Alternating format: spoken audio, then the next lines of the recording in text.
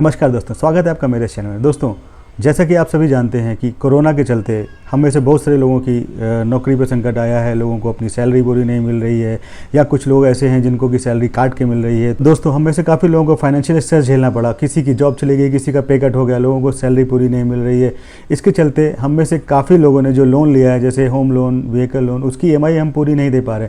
इसके लिए सरकार ने रिलीफ दिया था, 6 महीने का मोरेटोरियम पीरियड दिया था, जो कि 31 अगस्त को ख़त्म हो रहा है। उसके अंदर हमें अपनी EMI भरने की ज़रूरत नहीं थी, लेकिन जो इंटरेस्ट था वो हमारा एक्यूलेट होता रहता और हमें वो फाइनली भरना पड़ता। उसके लिए मैंने अपना एक वीडियो बनाया था, वो आप देख सकते हैं। तो अब जैसा कि इकोनॉमी की सिचुएशन अभी भी ठीक नहीं है, जॉब की कंडीशन पूरी तरीके से सही नहीं हुई है, पे कट्स अभी भी स्टार्ट हैं। इसके चलते RBI ने अपनी एक नई पॉलिसी लेकर आया है, जो कि लोन रिस्ट्रक्चरिंग की पॉलिसी।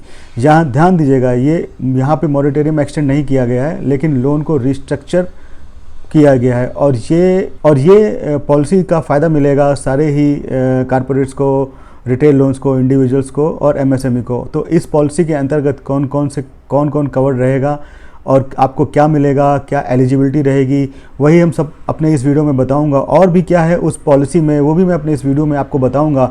तो मेरे साथ बने रहिए इस वीडियो पे अंत तक। और दोस्तों, अगर अभी तक आपने मेरा ये चैनल सब्सक्राइब नहीं किया तो प्लीज़ इसे लाइक करें, शेयर करें, सब्सक्राइब करें।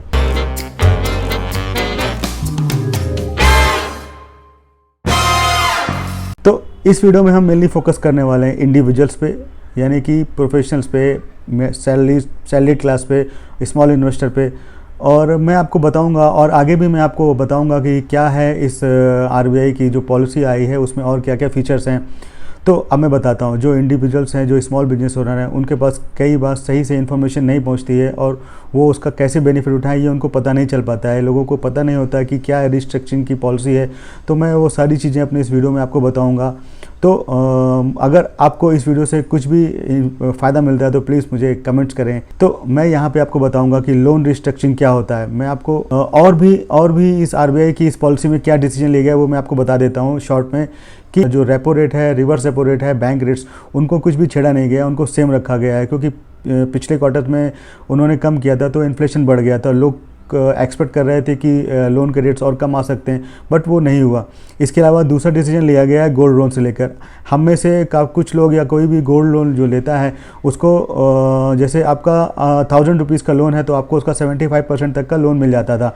तो सरकार ने उसकी LTV रेशियो बढ़ा दिया है, मतलब लोन टू वैल्यू। मतलब पहले जो आपको 1000 रुपये के गोल्ड पे आपको 700 750 रुपये तक का लोन मिलता था, अब वो सरकार ने बढ़ा के 90% कर दिया। मतलब अगर आपके पास 1000 रुपये का गोल्ड है तो आपको 900 रुपीज़ तक का लोन मिल सकता है। तो सरकार ने ये एक और बेनिफिट दिया है आम उपभोक्ता को। इसके द्वारा आप लोन ले सकते हैं, आपके द्वारा जो गोल्ड का आपने जो गोल्ड में सेविंग की है उसके थ्रू। तो अब मैं आपको बताऊंगा कि लोन रिस्ट्रक्चरिंग क्या होती है। तो आपने अभी जैसे देखा कि पहले 6 महीने तक का EMI मोरेटोरियम दिया था। इसके अंदर आपको EMI भरने की ज़रूरत नहीं थी, यानी कि कोई भी उसको अवेल कर सकता था। बट अब जो लेटेस्ट पॉलिसी आई है रिस्ट्रक्चरिंग की पॉलिसी, तो उसके अंदर मोरेटोरियम की जगह लोन रिस्ट्रक्चरिंग आ गया है।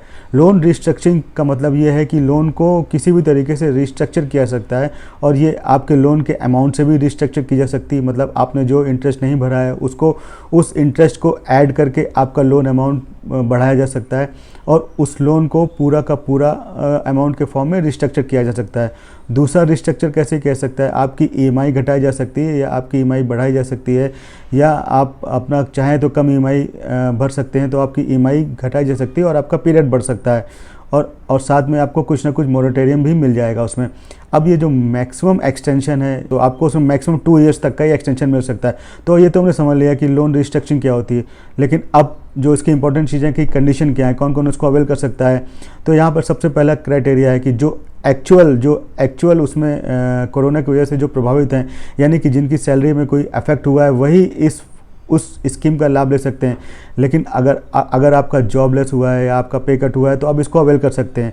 बट जिनको कोई इससे इफेक्ट नहीं हुआ है वो इसका लाभ नहीं उठा सकते। इससे पहले कि जो लोन EMI मोरेटोरियम का आया था वो कोई भी ले सकता था, अगर आपको कुछ नुकसान हुआ हो ना हुआ हो वो भी ले सकता था। बट यहाँ लोन रिस्ट्रक्चरिंग का जो अभी नया ये स्कीम आया है उसमें वही अवेल कर सकता है जो कि उससे प्रभावित हुआ है। तो जैसे कि पहले EMI मोरेटोरियम की जो पॉलिसी थी वो आप ले सकते थे, वो आपको बैंक को देना था, जो वो गवर्नमेंट की तरफ से डिसीजन आया था कि वो सभी बैंक्स को देना ही देना है।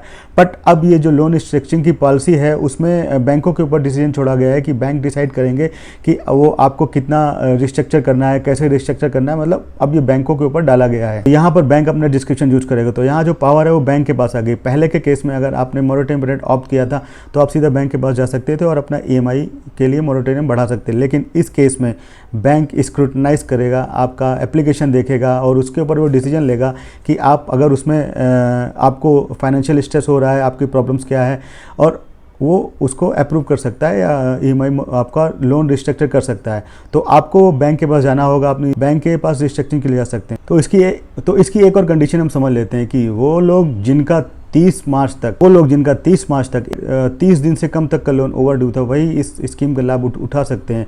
तो मोटे मोटे शब्दों में एक ये तरीके से ये समझ लें कि जो लोग पहले रेगुलरली अपना लोन का EMI पे कर रहे थे, वही लोग इस रिस्ट्रक्चरिंग का लाभ उठा सकते हैं।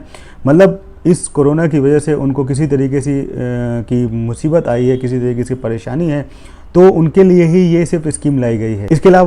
इसके अलावा यहाँ पर आपको एक और बात ध्यान रखना है कि आपको ये जो अप्लाई करना है लोन का रिस्ट्रक्चरिंग करने के लिए, वो 31 दिसंबर 2020 से पहले करना है। यानी कि उस टाइम तक आप लोन रिस्ट्रक्चरिंग के लिए अप्लाई कर सकते हैं, और जिस दिन की भी आपको इन्वोकेशन डेट होती है उससे 15 दिन के अंदर आपका पेमेंट होना चाहिए, अदरवाइज आपका रिस्ट्रक्चरिंग नहीं होगा। इसके अलावा जो बैंक का स्टाफ है वो इस तरीके की रिस्ट्रक्चरिंग के लिए अप्लाई नहीं कर सकता है।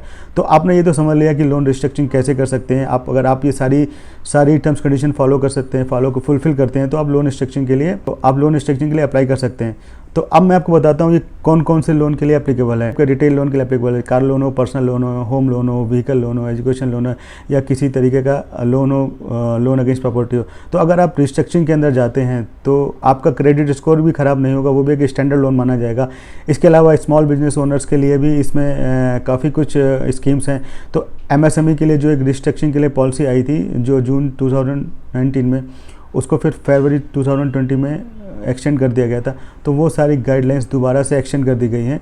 तो यहाँ पर जो इम्प्लीमेंटेशन की डेट है उसको एक्सटेंड करके 31 मार्च 2020 कर दिया गया। तो जितने भी MSMEs हैं यानी कि स्मॉल बिजनेस वाले हैं, वो भी इसके लिए लोन रिस्ट्रक्चरिंग के लिए अप्लाई कर सकते हैं, लेकिन वो इम्प्लीमेंट हो जाना चाहिए 31 मार्च 2021 तक। तो यहाँ पर जो मैक्सिमम लोन अमाउंट है वो 25 करोड़ तक है। तो यानी जितने भी 25 करोड़ से नीचे तक के लोन अमाउंट हैं वही इसके लिए फॉलो करते हैं। तो और जितनी भी कंडीशन है वो लगभग कारपोरेट्स के लिए भी सेम है, बट कारपोरेट्स के लिए रेटिंग आ जाती है। तो दोस्तों ये तो थी RBI की नई पॉलिसी, जिसके अंदर उन्होंने क्या की पॉइंट्स दिए वो मैंने आपको बता दिया। एक तो लोन रिस्ट्रक्चरिंग का, दूसरा गोल्ड लोन का LTV रेशियो बढ़ा दिया है, और इस तरीके से आप किस तरीके से उसका लाभ उठा सकते हैं वो मैंने अपने इस वीडियो में आपको बताया। तो आशा करता हूँ आपको मेरा ये वीडियो पसंद आया होगा। तो अगर आपको ये वीडियो पसंद आया हो तो प्लीज़ इसे लाइक करें, शेयर करें और सब्सक्राइब करें। थैंक यू दोस्तों।